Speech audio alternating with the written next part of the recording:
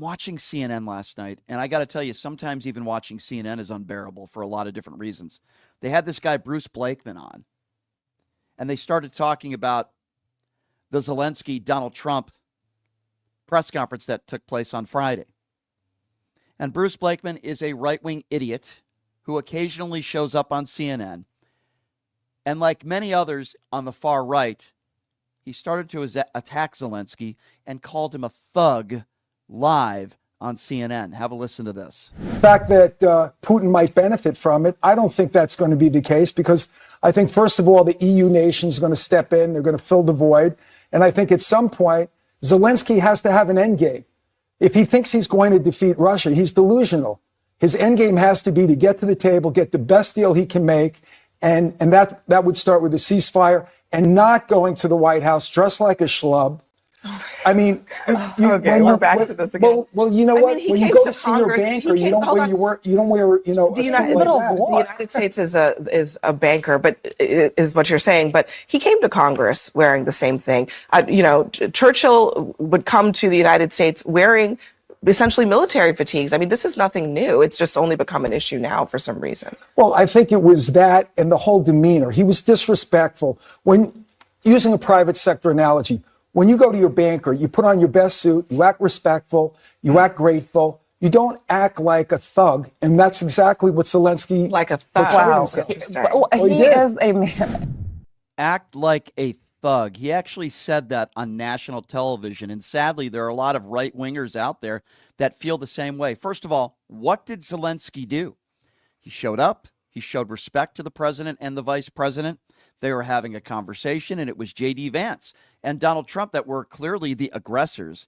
And I don't know why these MAGA Republicans are so obsessed with what Zelensky looks like. Meanwhile, Marjorie Taylor Greene can go into the House chambers during the State of the Union and decked out in MAGA gear, and they seem to have absolutely no problem with that. But this is Scott Jennings on CNN last night. I want you to have a listen to this. He's talking again. They're obsessed about the tie and the suit that Zelensky wasn't wearing. Listen to what, again, another paid contributor to CNN that's making six figures a year, that is an absolute fool, an imbecile. And listen to what Scott Jennings said about that. Further away from a ceasefire. I mean, is it worth it? I mean, was not putting on a tie worth it? Was calling Donald Trump? That's is it worth the it? last thing that he's worried about. Look, he's worried about protecting his nation. Y'all love to do that and gaslight people for being in the position that they are. They want to talk about decorum. They want to talk about respect, and they all voted for Donald Trump. Is this a joke? Is this an effing joke? And somehow CNN allows these idiots on the air. I mean, listen, I like different points of view. Don't get me wrong. And I like a good debate. I used to watch Hannity and Combs. I used to watch Crossfire. This is not Crossfire. This is not Hannity and Combs. These are right-wing idiots that are paid by CNN. Speaking of idiots, let's talk about the evil racist witch, the scarecrow, Laura Ingraham, whose own brother won't even talk to her because he knows what a bigot she is. This is Laura Ingraham, again, obsessed with what Vladimir Zelensky is wearing. Listen to how she covered this yesterday. OMG, this isn't even a new strategy. This is warmed over Russian collusion. Oh, how original. It was just 3 days after the man dressed like Captain Spock was booted without lunch from the White House. We're getting a much clearer picture tonight of how things went down and why President Trump is the only politician telling the full truth here. The man who is dressed as Captain Spock, she just said. A man who is fighting for his country, who could be living a life full of lavish gifts and beautiful homes, but instead he's in the bunker fighting for his country, and thousands of innocent people are losing their lives. And as I speak right now, sadly, innocent soldiers are dying. As I speak right now, sadly, women and children are losing their lives. Why? Nothing to do with nothing to do with Zelensky's actions. Vladimir Putin decided to invade this country, our allies. And Donald Trump today, late last night, announced that he will no longer be supporting Ukraine with artillery. And people like Laura Ingraham, despicable morons like Scott Jennings and Bruce Blakeman, want to call Zelensky a thug. Wasn't it worth it? Why didn't you put on a tie? And Laura Ingraham calls him Captain Spock, the evil racist witch herself, because they want Russia to win. These are people that do not want Ukraine to win. They want Vladimir Putin to win. Why? Because Donald Trump is pro-Putin. And the Republicans can cry until the cows come home and say that I'm wrong, but I'm not. And I want you to listen to the way J.D. Vance characterized that meeting with Zelensky. And it wasn't of substance because, like Donald Trump, J.D. Vance, bends the knee to Trump. And what they care about is, quote, great TV. While thousands of innocent people are dying and there is a war going on, J.D. Vance apparently cares more about, quote, great TV. Have a listen to this. Back to the Oval Office Friday. Yep. From your perspective. Yeah, great TV. As the president said. Yeah, well, it's funny. So we have a 45-minute press conference, and the president normally does this. I mean, I've seen this now 3 or 4 times with foreign leaders where he likes to bring the media in, likes to have a conversation, but answer questions with the press. As you know, he's very open with reporters.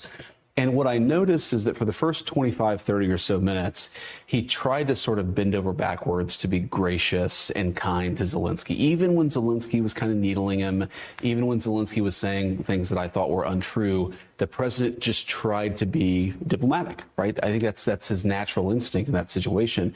And then when it really went off the rails, of course, is when I asked, or you had a Polish journalist who asked a question, the president answered it, and then I answered it. And then something about my answer just really set Zelensky off. So then he came at me. So you're blaming yourself. And then I went back at him. Right. And what I tried to do originally was actually try to diffuse the situation a little bit. Because I'm like, we're having this meeting. Obviously, there are 100 television cameras here.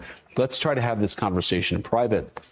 And then the president, as we kept on going back and forth, I tried again to say, well, maybe we should have this conversation in private. And the president was like, nope, actually, I don't want to have it in private anymore. I want to have this actual conversation in public for the American people to see. And I do think that there was just a certain sense of, there was a lack of respect. There was a certain sense of entitlement. And most importantly, look, we can look past all of that stuff, but the president has set a very clear goal for his administration. He wants the killing to stop.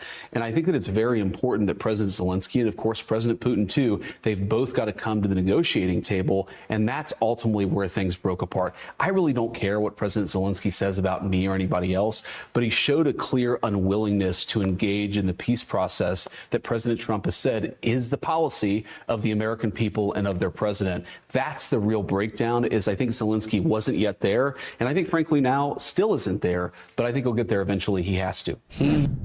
What the hell is J.D. Vance talking about? That is a word salad of lies. J.D. Vance was the aggressor. Zelensky asked him a question respectfully about diplomacy. And then Donald Trump, again, made it personal. In no way did Zelensky make it personal. He's a man who's fighting for his people and his country, supposed to be our allies. And for them to turn it on Zelensky is pathetic and it's disgusting. And J.D. Vance is a liar. We know he has no backbone. We know he's a liar. This was staged in advance. They knew that they were going to do this and they were going to tackle on Zelensky. They were going to try to humiliate him. The question about him not wearing a tie was certainly predetermined that he was going to ask that question. They didn't pick on that guy by accident. Just because you're banging Marjorie Taylor Greene doesn't give you a credential to ask a question like that. Okay? We all knew that this was going to happen. They already put it together, and they knew that they were going to gang up on Zelensky. And that's exactly what they did, and they tried to humiliate him. Now, Zelensky's not going to back down. He's a tough cookie. He's not going to back down. And there are many world leaders all over the world, most of them, that are supporting Ukraine. And unfortunately, today, the United States is not, because Donald Trump just put a stop to military support for Ukraine. Now,